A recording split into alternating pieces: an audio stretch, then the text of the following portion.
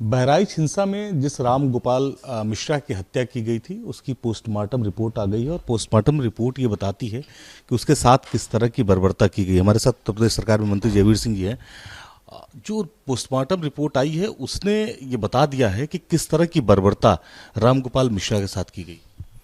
इससे एक चीज पीएम रिपोर्ट से साफ है कि जिस तरह की घृणा का भाव, जिस तरह की बर्बरता करने के जो पीएम की रिपोर्ट में खुलासा हुआ है, जिसमें नाखून निकाल लेना, करंट लगाना, तरह तरह से नोचाई करना और जो भी अमानवीय हो सकता था वो मिश्राई के साथ हुआ है।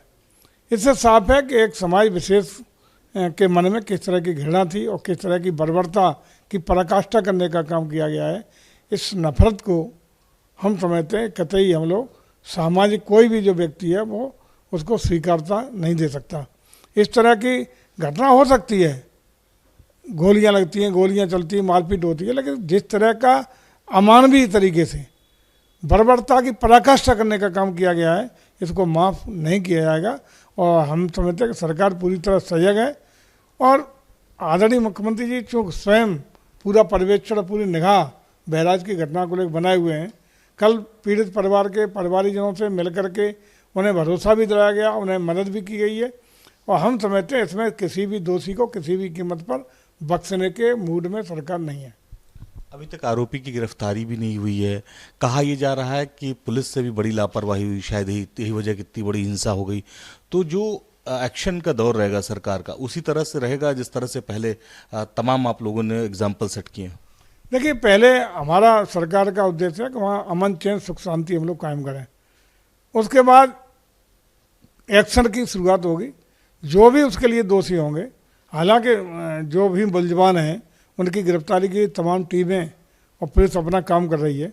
निश्चित रूप से वो बचेंगे नहीं, कहीं भी दुनिया में होंगे, आएंगे, उनके खिलाफ कठोर कार्रवाई भी होगी। और इस घटना के लिए भी जो भी रिपोर्ट, ग्राउंड रिपोर्ट आएगी, जांच रिपोर्ट आएगी, तो जो भी दोषी होंगे उनके खिलाफ भी कार्रवाई करने में सरकार नहीं हिचकेगी। थूक जिहाद एक बड़ा मुद्दा है। उत्तर प्रदेश में इसकी चर्चा शुरू हुई, उत्तराखंड में भी अब इसको लेकर कानून बन रहा है, आप इसको लेकर कानून बना रहे हैं। इसको लेकर कितना सख्त कानून होगा, उसका मॉडल क्या होगा और इसके पीछे सरकार का मकसद क्या है? देखिए, चूँकि किसी भी की भावना को आहत करना, अमानवीय थूकना, पेशाब करना, मतलब गंदी हरकतें करना, ये कहीं समाज बर्दाश्त नहीं करता है। और इस तरह की घटनाओं की प्रवृत्ति लगातार पिछले कुछ समय से देखने में आ रही थी और बढ़ोतरी की दिशा में जा रही है। इसलिए सरकार ने इसको संज्ञेय अपराध की श्रेणी में रखते हुए इसके लिए कानून बनाने का निर्णय लिया है, ताकि कानून के साथ भी इस तरह की घटनाओं पर रोकने की प्रवृत्ति को रोकने में प्रभावी नियंत्रण और अंकुश लगाया जा सके। 9 सीटें जिन पर उपचुनाव होना था उनमें 10 सीटें, उनमें 9 सीटों पर उपचुनाव हो रहा है। अखिलेश यादव कह रहे हैं कि दरअसल अयोध्या में आप डर गए और इसीलिए हार गए, मैदान छोड़ दिया। किस तरह की तैयारी भारतीय जनता पार्टी की इन सीटों को लेकर है? देखिए, हमारी तैयारी 10 की 10 सीटों पर है, थी भी और आज भी है। हम एक एक बूथ तक जनता के बीच में, मतदाता के बीच में अपनी बात रखने का काम कर रहे हैं।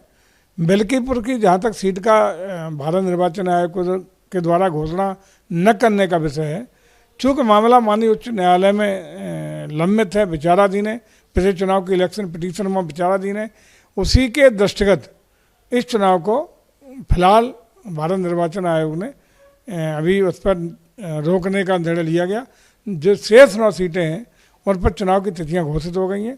पार्टी पूरे मनोयोग के साथ उस चुनाव को लड़ने के लिए, जनता जनार्दन का आशीर्वाद लेने के लिए आश्वस्त है और निश्चिंत है कि हमें उत्तर प्रदेश की इन होने वाले सभी उपचुनाव की सीटों पर जनता अपना समर्थन, अपना आशीर्वाद भारतीय जनता पार्टी को देगी और निश्चित रूप से हम लोग जन आशीर्वाद से कमल खिलाने में सफल होंगे। एक आखिरी सवाल आपसे, चूंकि आप पर्यटन एवं संस्कृति मंत्री हैं, इस बार महाकुंभ का आयोजन हो रहा है।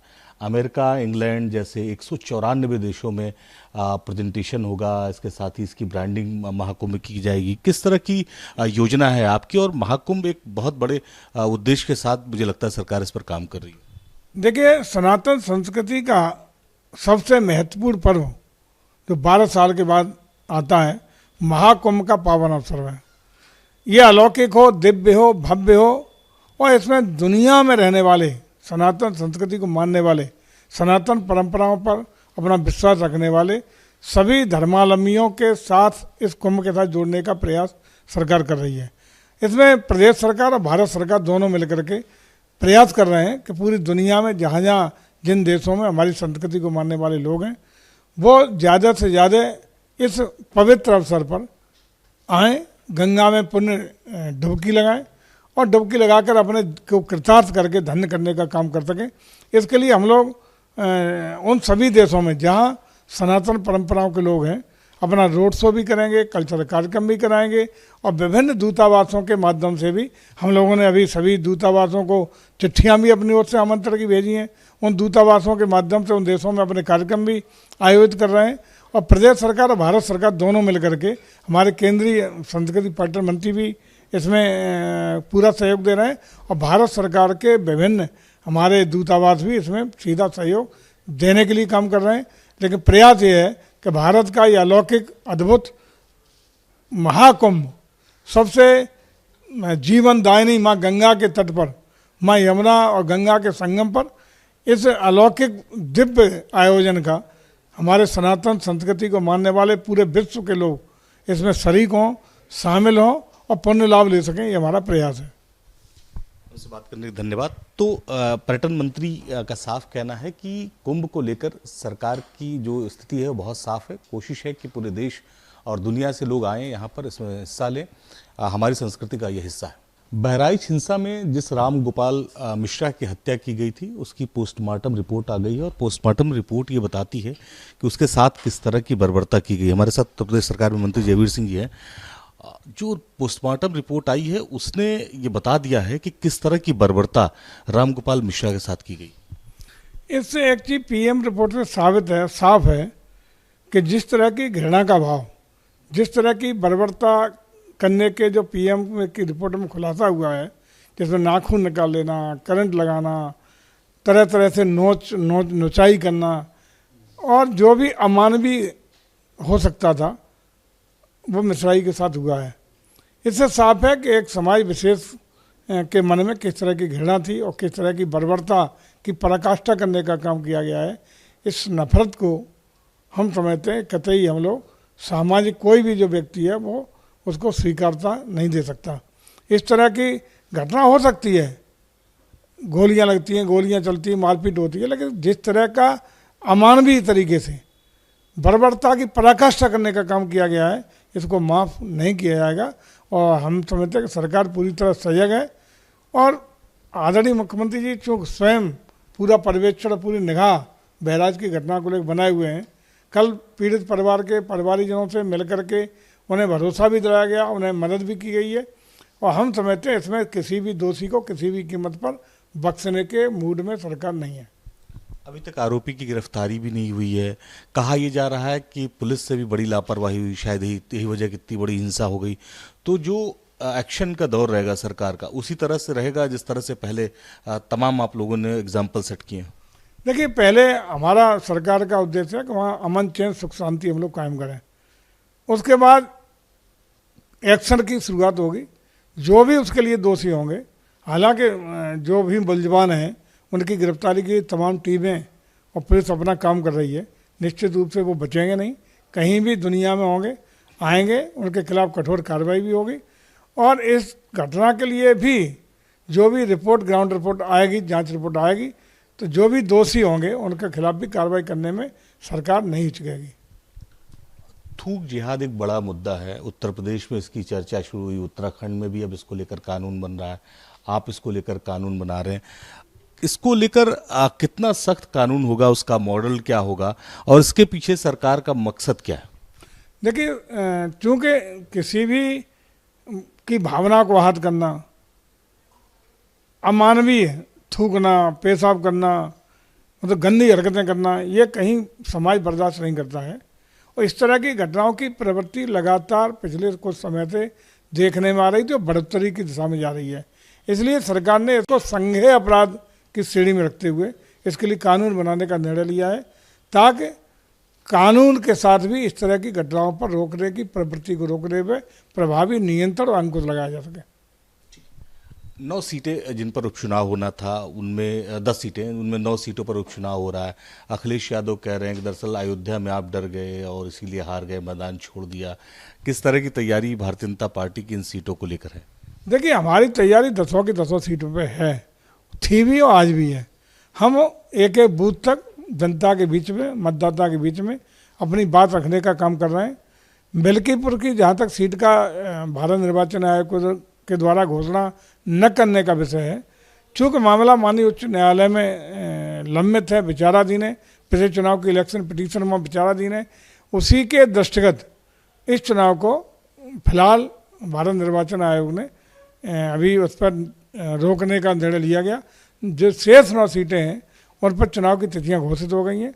पार्टी पूरे मनोयोग के साथ उस चुनाव को लड़ने के लिए, जनता जनार्दन का आशीर्वाद लेने के लिए आश्वस्त है और निश्चिंत है कि हमें उत्तर प्रदेश की इन होने वाले सभी उपचुनाव की सीटों पर जनता अपना समर्थन, अपना आशीर्वाद भारतीय जनता पार्टी को देगी और निश्चित रूप से हम लोग जन आशीर्वाद से कमल खिलाने में सफल होंगे।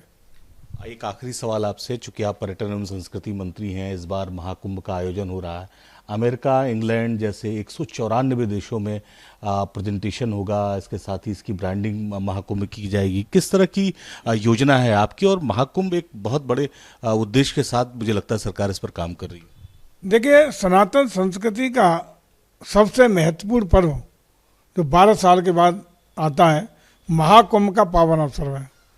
ये अलौकिक हो, दिव्य हो, भव्य हो और इसमें दुनिया में रहने वाले, सनातन संस्कृति को मानने वाले, सनातन परंपराओं पर अपना विश्वास रखने वाले सभी धर्मावलंबियों के साथ इस कुंभ के साथ जोड़ने का प्रयास सरकार कर रही है। इसमें प्रदेश सरकार और भारत सरकार दोनों मिलकर के प्रयास कर रहे हैं कि पूरी दुनिया में जहाँ जहाँ जिन देशों में हमारी संस्कृति को मानने वाले लोग हैं, वो ज़्यादा से ज़्यादा इस पवित्र अवसर पर आएँ, गंगा में पुण्य डुबकी लगाएं और डुबकी लगाकर अपने को कृतार्थ करके धन्य करने का काम कर सकें। इसके लिए हम लोग उन सभी देशों में जहाँ सनातन परंपराओं के लोग हैं अपना रोड शो भी करेंगे, कल्चरल कार्यक्रम भी कराएंगे और विभिन्न दूतावासों के माध्यम से भी हम लोगों ने अभी सभी दूतावासों को चिट्ठियाँ भी अपनी ओर से आमंत्रण की भेजी हैं। उन दूतावासों के माध्यम से उन देशों में अपने कार्यक्रम भी आयोजित कर रहे हैं और प्रदेश सरकार और भारत सरकार दोनों मिलकर के, हमारे केंद्रीय संस्कृति पर्यटन मंत्री भी इसमें पूरा सहयोग दे रहे हैं और भारत सरकार के विभिन्न हमारे दूतावास भी इसमें सीधा सहयोग देने के लिए काम कर रहे हैं। लेकिन प्रयास ये है कि भारत का ये अलौकिक अद्भुत महाकुंभ सबसे जीवनदायिनी माँ गंगा के तट पर, माँ यमुना और गंगा के संगम पर इस अलौकिक दिव्य आयोजन का हमारे सनातन संस्कृति को मानने वाले पूरे विश्व के लोग इसमें शरीक हों, शामिल हों और पुण्य लाभ ले सकें, ये हमारा प्रयास है। उनसे बात करने के धन्यवाद। तो पर्यटन मंत्री का साफ कहना है कि कुंभ को लेकर सरकार की जो स्थिति है वो बहुत साफ है। कोशिश है कि पूरे देश और दुनिया से लोग आएँ यहाँ पर, इसमें हिस्सा लें। हमारी संस्कृति का ये हिस्सा है। लखनऊ से वीडियो दीपक राणा के साथ Nikhil Sharma, news nation. News nation अब व्हाट्सएप पर खबरों की ताजा अपडेट के लिए न्यूज नेशन के इस QR कोड को स्कैन करें।